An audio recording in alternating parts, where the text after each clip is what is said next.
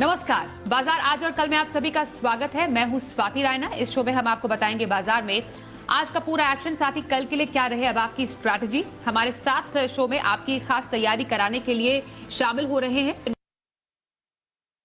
विकास जी का करते हैं स्वागत और पूरी रिसर्च टीम। जैसा आप देख पा रहे हैं, वरुण से हम जानेंगे कैसा रहा आज बाजार का हाल और कोटक सिक्योरिटीज की रिपोर्ट क्या कहती है। आशीष हमें बताएंगे नीलाचल इस्पात की बिडिंग पर क्या रखें नजर। कुशल से जानेंगे टार्सन्स प्रोडक्ट्स पर फोकस और यूएस में कोरोना की पहली दवा को मंजूरी की डिटेल्स भी। बातचीत आगे बढ़ाएं उससे पहले बाजार में आज का कैसा हाल रहा, जरा सबसे पहले उस पर एक नजर डाल लेते हैं। तो वीकली एक्सपायरी का दिन बाजार में अच्छी खरीदारी नजर आई और बाजार लगातार तीसरे दिन बढ़त पर ही जाकर बंद हुए। निफ्टी ने आज लगाई सेंचुरी, लगाकर 17,050 के ऊपर बंद हुआ। सेंसेक्स करीब 400 अंक दौड़ा और 7 पर बंद हुआ। निफ्टी बैंक करीब 160 अंकों की बढ़त के साथ 35,200 के पास ही जाकर बंद हुआ। एफआईआईज और डीआईआईज की तरफ से क्या आंकड़े सामने आए हैं, जरा समझते हैं।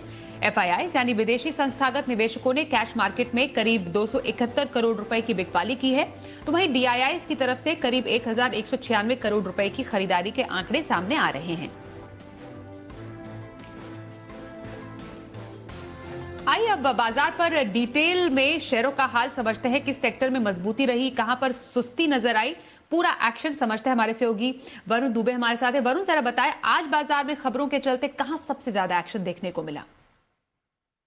देखिए, लगातार तीसरा दिन है जब बाजार हरे निशान में बंद हुआ है और अच्छी बात यह है कि 4 दिनों के बाद आज निफ्टी 17,000 के ऊपर बंद हुआ है और लगातार दूसरा दिन है जब बैंक निफ्टी 35,000 के ऊपर बंद हुआ है। और हो भी क्यों ना, सबसे बड़ी मदद मिल रही है ग्लोबल मार्केट से। वहाँ अगर आप देखेंगे तो अच्छी खासी तेज़ी देखने मिल रही है और जाहिर सी बात है फाइजर की जो मेडिसिन मिली है कोविड के लिए उसका भी थोड़ा बहुत असर देखने मिला, जिसके चलते आज अच्छी खासी तेज़ी जो है ग्लोबल मार्केट्स में थी उसका असर भारतीय बाजारों में भी देखने मिला। विदेशी निवेशक अभी भी भारतीय बाजारों में बिकवाली कर रहे हैं, लेकिन जो क्वांटम था बिकवाली का वो थोड़ा कम हुआ है, तो उससे भी काफ़ी हद तक मदद जो है भारतीय बाजारों को मिली है। रुपया भी संभला है और जाहिर सी बात है लगातार गिरावट के बाद काफ़ी ओवरसोल्ड हो गए थे, तो वहाँ से भी एक बाउंस बैक देखने मिल रहा है। सेक्टर स्पेसिफिक अगर देखेंगे तो अक्रॉस सेक्टर तेज़ी हुई है, मिड कैप स्मॉल कैप दिग्गजों में सब जगह तेज़ी हुई है। लेकिन निफ्टी के टॉप गेनर्स की बात करें तो power grid, ITC, Cipla, Infosys जैसे काउंटर से जहाँ पे अच्छी खासी तेज़ी हुई है। इसके अलावा अगर आप देखेंगे तो एफएनओ में बिरला सॉफ्ट, शोला investment, Jubilant food, InterGlobe aviation जैसे काउंटर से जहाँ पे खरीदारी हुई है। आज की लिस्टिंग मेड प्लस हेल्थ बेहतरीन लिस्टिंग हुई है और हरे निशान में बंद हुआ है। इसके अलावा फाइजर जो कोविड के लिए दवा को अप्रूवल मिला है यूएस में, उसका इम्पैक्ट फाइजर इंडिया के स्टॉक में भी देखने मिला। गति और रेडिको कहतान ये 2 काउंटर्स और थे जिनमें अच्छी खासी तेज़ी हुई है।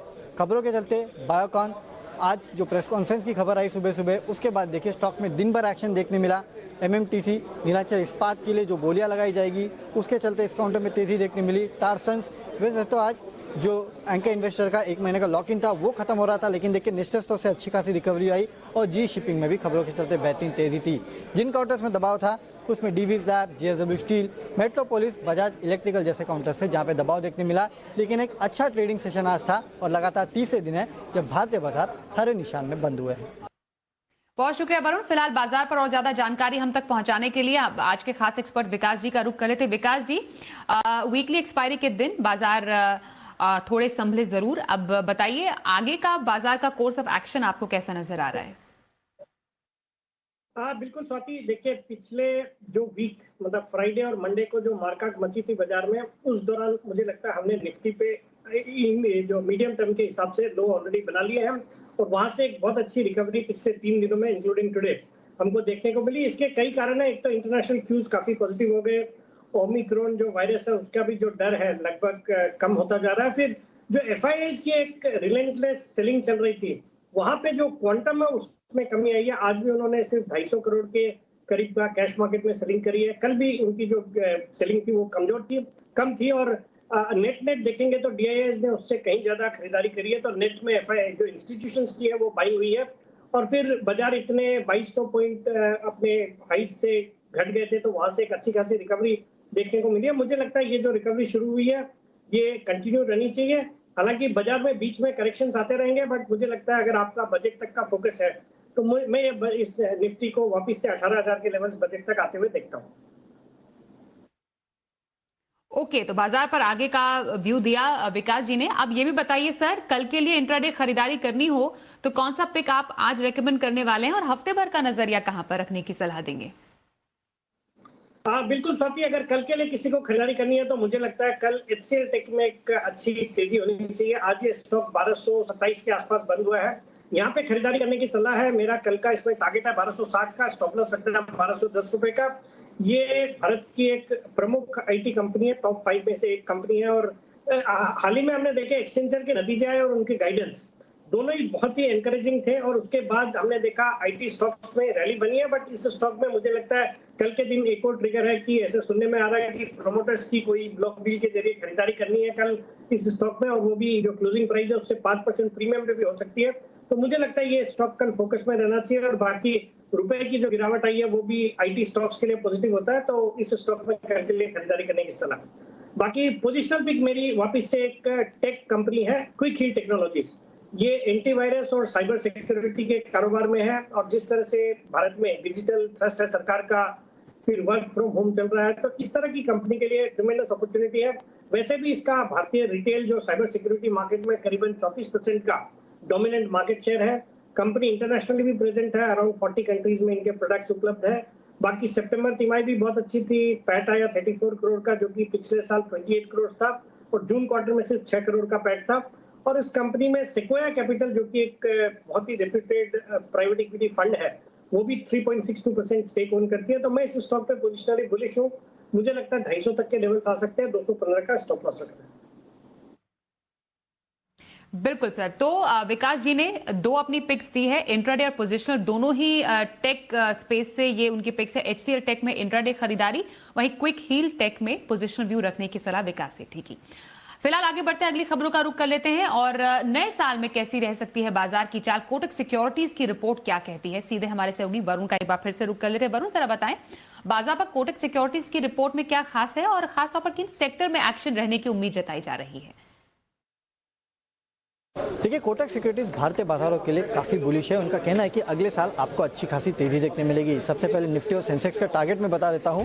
बेस्ट केस निफ्टी का टारगेट 21,109 का है, बेस केस 19,190 और बेयर केस जो है 17,271 का है। वहीं सेंसेक्स का बेस्ट केस 69,600, बेस केस 63,800 और बेयर केस जो है 59,500 का है। यानी कि यहाँ से अच्छी खासी तेज़ी वो देख रहे हैं। उनका कहना भी है कि बाजार में जो गिरावट आई वो खरीदारी के अच्छे मौके हैं, क्योंकि जो इंडिकेटर्स है जैसे कि GST collection, e-way bill, IIP, consumption, ये सब एक बेहतरीन तेज़ी की तरफ कहीं ना कहीं इशारा कर रहे हैं। आगे चल के अर्निंग्स ग्रोथ भी काफ़ी बेहतर आने वाली है, इकोनॉमी में रिकवरी आएगी और खासकर रिकवरी का फायदा ट्रांसपोर्ट, होटल, रेस्टोरेंट सेगमेंट्स को होगा। Earnings recovery automobile, BFSI, IT, oil and gas sector में आपको देखने मिल सकती है। जीडीपी ग्रोथ FY23 के लिए 8.1, 24 के लिए करीब 6.5 के आसपास रह सकती है। साथ ही साथ रियल एस्टेट सेक्टर के लिए इनका कहना है कि रिकवरी जो है उसकी काफ़ी बेहतरीन उम्मीद आगे लगा रहे हैं। सिर्फ कुछ ऐसी पॉइंट्स है जो कि कहीं ना कहीं रिकवरी को कम कर सकते हैं। एक तो कोविड के बढ़ते केसेस और दूसरा FY23 के पहली छमाही में आखिरी में हो सकता है कि आरबीआई रेट जो है उसको बढ़ाए, करीब आधे % के आसपास रेट बढ़ा सकता है आरबीआई, ये इनका कहना है। और इसके चलते हो सकता है कि थोड़ी बहुत इधर उधर दिक्कतें हों, लेकिन अगले साल को लेके कोटक सिक्योरिटीज काफ़ी बुलिश है और बड़े टारगेट इन्होंने निफ्टी और सेंसेक्स में दिए हैं। शुक्रिया वरुण, इस पूरी खबर पर और ज्यादा जानकारी हम तक पहुंचाने के लिए। आगे बढ़ते हैं, NINL से जुड़ी हुई खबर, यानी नीलाचल इस्पात के लिए बिडिंग शुरू हो चुकी है। पूरी खबर के लिए आशीष चतुर्वेदी के पास चलते हैं। आशीष, जरा बताइए NINL की बिडिंग में क्या खास है? देखिए, नीलाचल इस्पात के लिए बोली लगाने का आज आखिरी दिन है और यहाँ पर देखिए सरकार अपनी कंपनीज के द्वारा करीब 93% हिस्सेदारी है जो होल्ड करती है। इसमें से मेजॉरिटी स्टेक जो है MMTC के पास है, 49.78% हिस्सेदारी जो है MMTC के पास है। इसके अलावा अगर आप देखें तो NMDC भी 10% से थोड़ा ज़्यादा इस कंपनी के अंदर होल्ड करता है। BML देखिए 1% से कम हिस्सेदारी है, करीब 0.68% की हिस्सेदारी जो है BML होल्ड करता है। और इसमें माना जा रहा है कि कंपनी जो NINL है इसकी वैल्यूएशन करीब आप देखिए 6,500 से लेकर 7,500 करोड़ के आसपास की बताई जा रही है, क्योंकि कंपनी पूरी तरीके से इंटीग्रेटेड है। इनके पास 2,500 एकड़ का लैंड है, आयरन ओर की खदान है। हैं, इसका भी एक बड़ा बेनिफिट देखने को मिलता है। तो एमएमटीसी को माना जा रहा है कि अगर ये हिस्सा बिकवाली हो जाती है तो करीब 4000 करोड़ मिलते हुए नजर आ सकते हैं, जो कि इसके मार्केट कैप के लिहाज से अगर आप देखें तो काफी सिग्निफिकेंट है। करीब 62% हिस्सा जो है इसके मार्केट कैप का इनको मिलने वाला है, यानी पर शेयर अगर आप फायदा कैलकुलेट करके देखें तो करीब 27 रुपए के आसपास आएगा। तो बड़ा बेनिफिशियरी जो है एमएमटीसी है। इसके अलावा भी अगर आप देखें तो क्योंकि इसके असेट्स के लिए देखिए कंपनी की खरीदारी करने के लिए काफी सारी कंपनी रुचि दिखा रही है। जेएसपीएल है, जेएसडब्ल्यू स्टील है, आरसीएल मित्तल है, ये देखें तो काफी अग्रेसिवली बिड कर रहे हैं। तो बेस केस में आप देखिए 6500 से लेकर 7500 करोड़ की जो वैल्यूएशन है इसका अनुमान लगाया जा रहा है। लेकिन क्योंकि अग्रेसिवली सब बिड कर रहे हैं और रिस्पॉन्स अच्छा देखने को मिल रहा है, तो हो सकता है कि जो आंकड़ा यहाँ से और बढ़ते हुए नजर आए। ऐसे में सीधा बेनिफिट जो है एमएमटीसी को देखने को मिलेगा। बड़ा बेनिफिशियरी है जेएसपीएल, यहाँ पर ये बिड कर पाते हैं और किससे इनकी जो आगे की पोजीशन है इसके ऊपर भी फोकस रखना होगा, क्योंकि इनके लिए भी अगर आप देखें तो काफी स्ट्रैटेजिक तौर पर महत्वपूर्ण है। दोनों के प्लान जो है आसपास आते हैं, केवल 150 किलोमीटर की दूरी पर है, तो इस डेवलपमेंट को क्लोजली वॉच करेंगे। विकास जी, इस पूरी बिडिंग प्रक्रिया में बड़ा बेनिफिशियरी एमएमटीसी, उस पर आपकी राय और जेएसपीएल पर भी आपका व्यू जानना चाहेंगे। नहीं, बिल्कुल, देखिए ये जो खबरें आई है एमएमटीसी के लिए तो डेफिनेटली बड़ा पॉजिटिव है और उसका हमने आज पॉजिटिव आउटकम भी देखा। स्टॉक आज 10% चला भी है, बट मुझे लगता है इसमें अगर ये मटेरियलाइज होता है तो डेफिनेटली बड़ा बेनिफिट होगा। एमएमटीसी यहाँ से और भी अच्छा करना चाहिए वैल्यूएशन के लिहाज से, और जैसे अभी आशीष भी बता रहे थे 27 रुपए पर शेयर का इसका प्राइस आता है, तो डेफिनेटली बहुत ही सस्ते लेवल्स पे है। तो इस स्टॉक में बिल्कुल नजर रखनी चाहिए और इन खबरों के ऊपर ये स्टॉक यहाँ से अच्छा करेगा। और बाकी जिंदाल स्टील एंड पावर भी एक अच्छी क्वालिटी की कंपनी है और मुझे लगता है ये स्टॉक भी जिनके पास है उनको तो होल्ड ही करना चाहिए। बाकी अगर कोई गिरावट आती है तो वहां पे खरीदारी भी की जा सकती है। बिल्कुल, चलिए दूसरी खबरों का भी रुख कर लेते हैं। लिस्टिंग के बाद टार्सन्स प्रोडक्ट्स का एंकर लॉक इन खुला है। कुशल का रुख कर लेते हैं। कुशल, जरा बताएं, टार्सन्स प्रोडक्ट्स पर फोकस है, एंकर लॉक इन खुला है, क्या जानकारी है आपके पास? और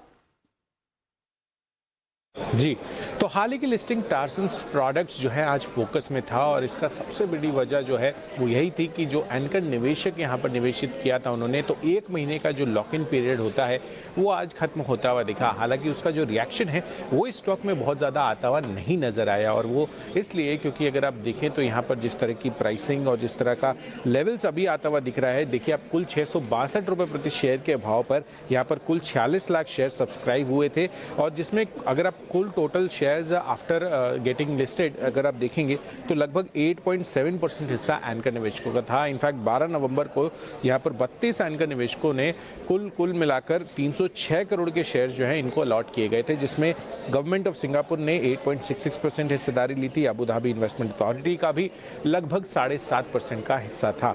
यही नहीं, मॉनेटरी अथॉरिटी ऑफ सिंगापुर जो है उन्होंने भी 4.4% के स्टेक एज एन एंकर यहाँ पर इनकी एंकर बुक में लिया था। बट अब ओवरऑल जिस तरह की मैं आपको बात कह रहा था कि आप देखिए जिस तरह की लिस्टिंग होती हुई दिखी थी, 682 रुपये प्रति शेयर के भाव पर यहाँ पर एनएसई 26 नवंबर को लिस्ट हुआ था।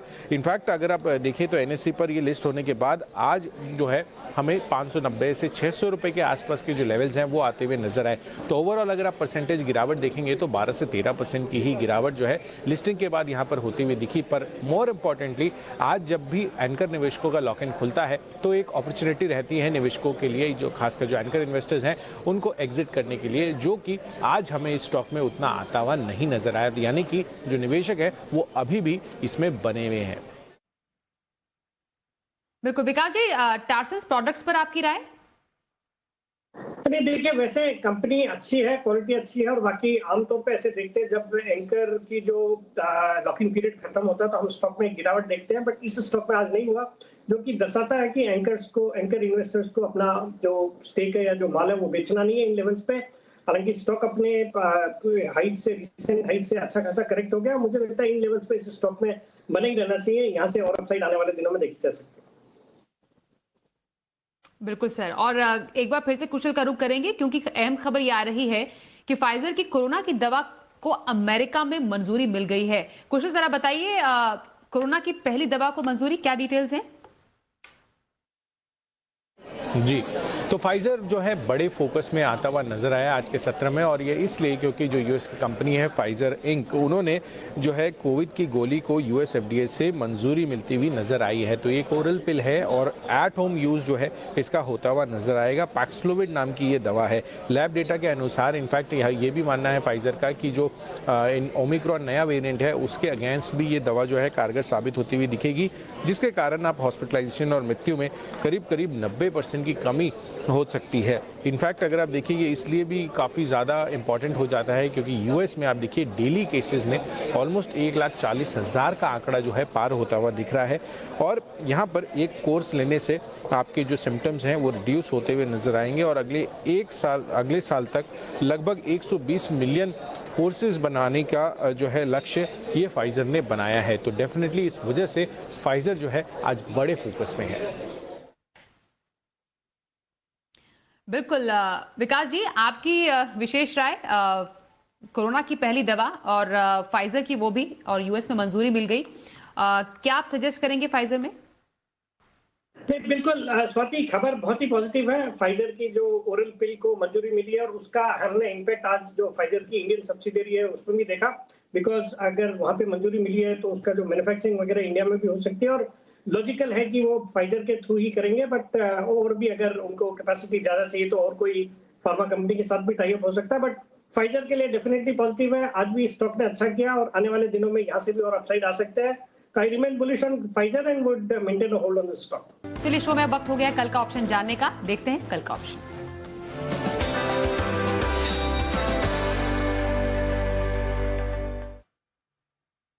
चॉइस ब्रोकिंग के सुमित बगड़िया का करते हैं शो में स्वागत। सुमित जी, बहुत स्वागत है आपका शो में। बताइए कल के लिए ऑप्शन स्ट्रैटेजी कहां रखने की सलाह देंगे? Good evening Swati. देखिए 3 दिन से मार्केट में एक अच्छा रिकवरी देखने को मिल रहा है, तो मेरे को लगता है ये मोमेंटम जारी रहना चाहिए। तो कल का ऑप्शन में 2 ऑप्शन है मेरे पास और दोनों तेजी साइड के हैं। पहला जो है वो है हीरो मोटोकॉर्प। बाय करना है हीरो मोटोकॉर्प का 2400 का कॉल 30 रुपए के आसपास, 15 रुपए का इसके अंदर स्टॉप लॉस लगाना है, और ऊपर में 45 रुपए से लेकर 50 रुपए तक के टारगेट हीरो मोटोकॉर्प के 2400 के कॉल के अंदर देखने को मिल सकते हैं। दूसरा जो स्टॉक है वो है एफएमसीजी का कोलपाल। कोलगेट पामोलिव के अंदर 1460 का कॉल लेना है 20 रुपए के आसपास, 10 रुपए का इसके अंदर स्टॉप लॉस लगाना है, ऊपर में 30 रुपए से लेकर 35 रुपए तक के टारगेट कोलपाल के 1460 की कॉल के अंदर देखने को मिल सकते हैं। तो ये 2 स्टॉक है मेरी तरफ से ऑप्शन में तेजी करके चलने का सलाह रहेगा। बहुत शुक्रिया सुमित जी, कल के लिए ऑप्शन स्ट्रैटेजी बताने के लिए, शो में शामिल होने के लिए। विकास जी, आपके पास आ रहे हैं और शो के अंत में समझेंगे आपकी लॉन्ग टर्म स्ट्रैटेजी कहां रखने की सलाह देंगे?